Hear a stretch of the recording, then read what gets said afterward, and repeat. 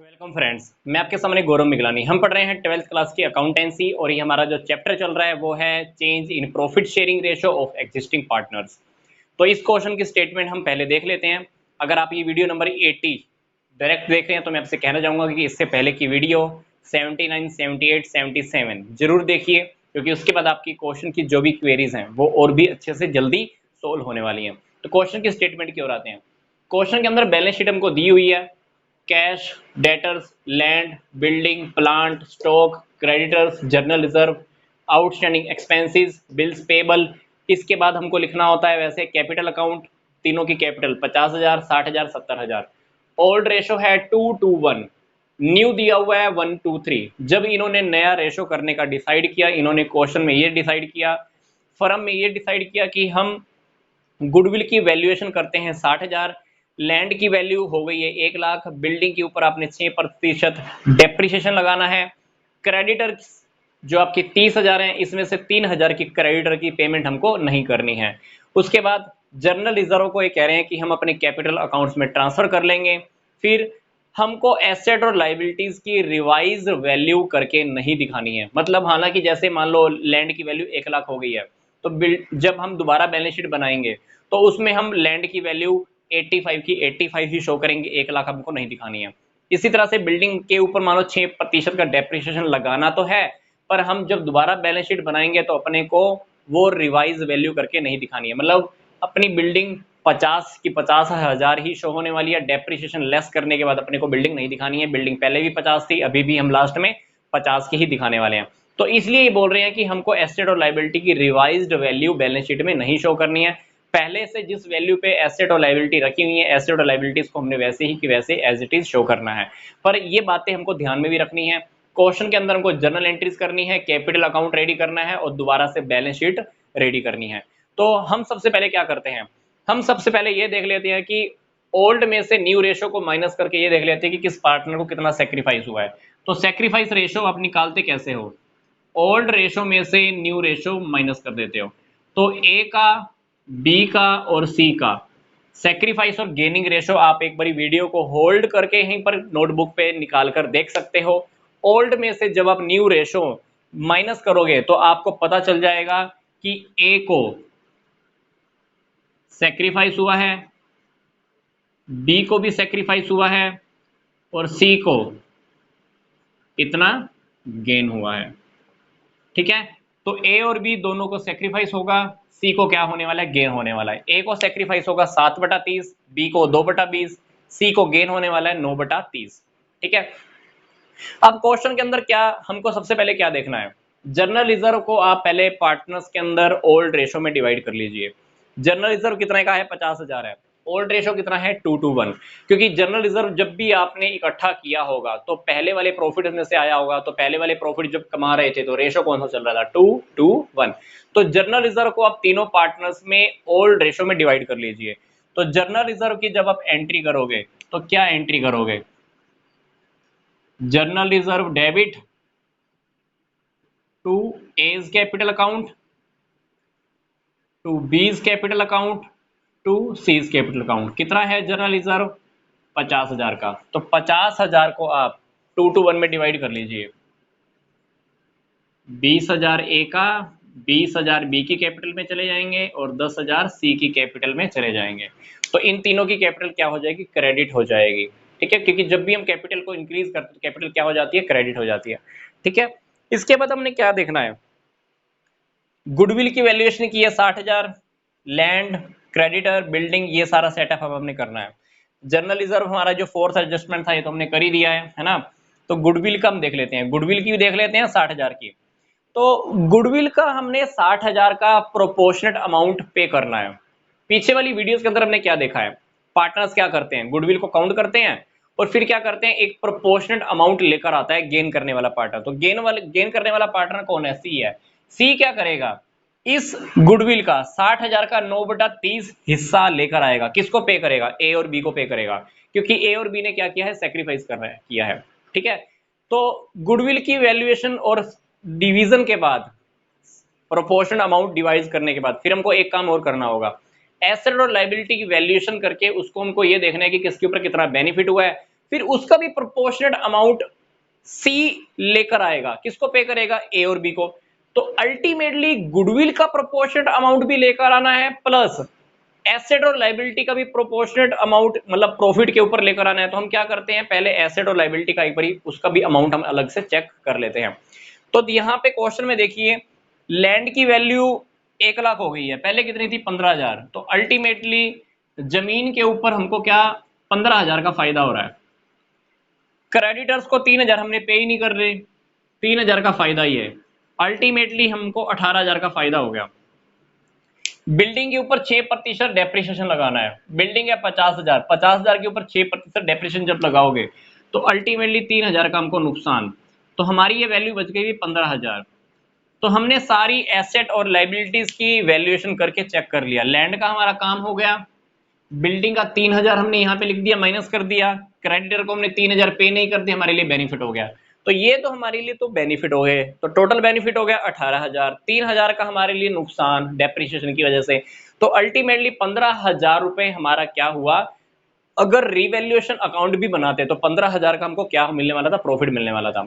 पर ये profit partners divide नहीं करेंगे, क्योंकि पार्टनर्स ने बोला है कि हमको एसेट और लाइबिलिटीज की रिवाइज्ड वैल्यू शो नहीं करनी है। तो मान लीजिए आप इस प्रॉफिट को आपस में पार्टनर्स में डिवाइड कर लेते हो, तब क्वेश्चन में क्या होगा, आपको जब बैलेंस शीट बनानी होगी नई वाली, तो आपको एसेट और लाइबिलिटीज की वैल्यू चेंज करके दिखानी पड़ जाएगी। पर हमको क्वेश्चन में क्या कहा गया कि अपने को एसेट और लाइबिलिटीज की रिवाइज वैल्यू करके नहीं दिखानी है।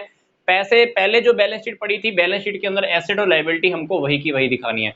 तो इस केस के अंदर हम ये प्रॉफिट नहीं बांट सकते। इस प्रॉफिट का प्रोपोर्शनेट अमाउंट लेकर आएगा कौन? लेकर आएगा जिस पार्टनर को गेन हुआ है।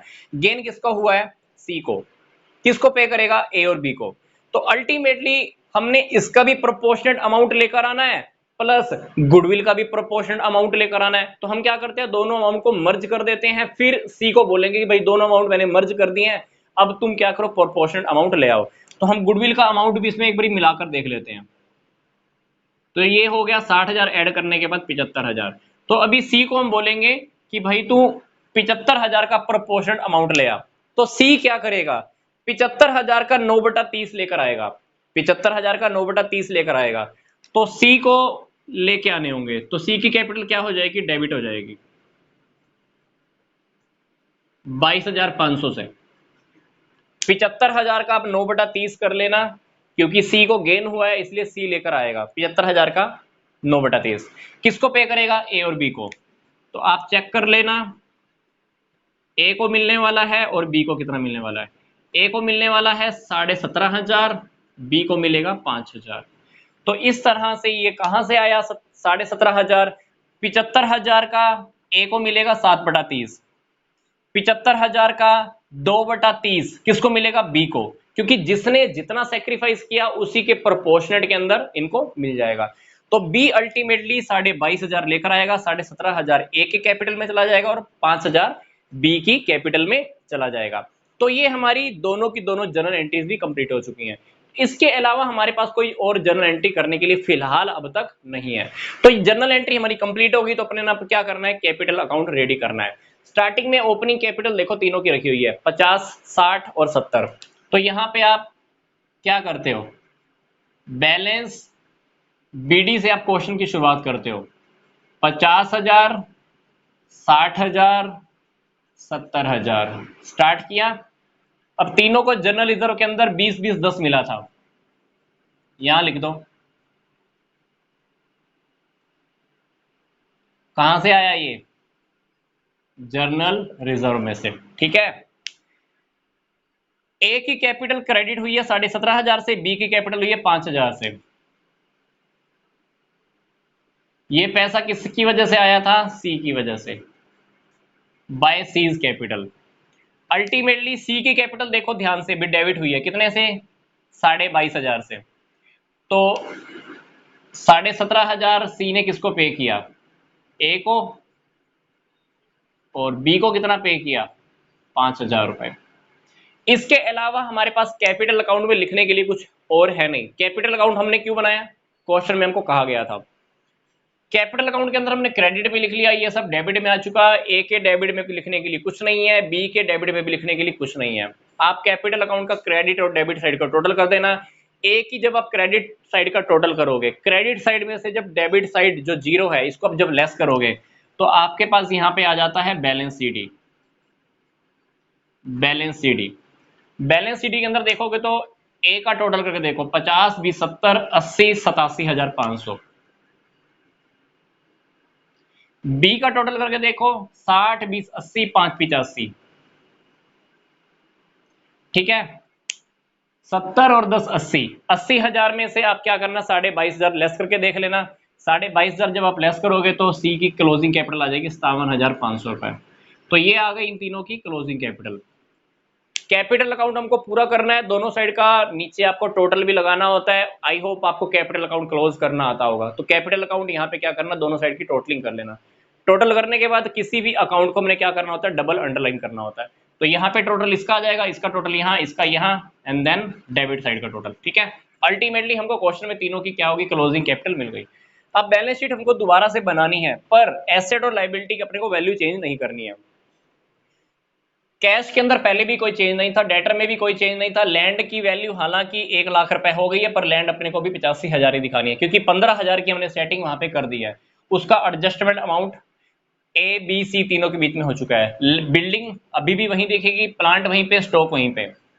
क्रेडिटर हालांकि 3,000 मैंने पे नहीं करने थे, पर फिर भी 3,000 की सेटिंग मैंने वहां कर दी है, इसलिए आपको क्रेडिटर अभी भी 30 के 30 ही दिखाने हैं। जर्नल रिजर्व आप तीनों पार्टनर्स में डिवाइड कर चुके हो।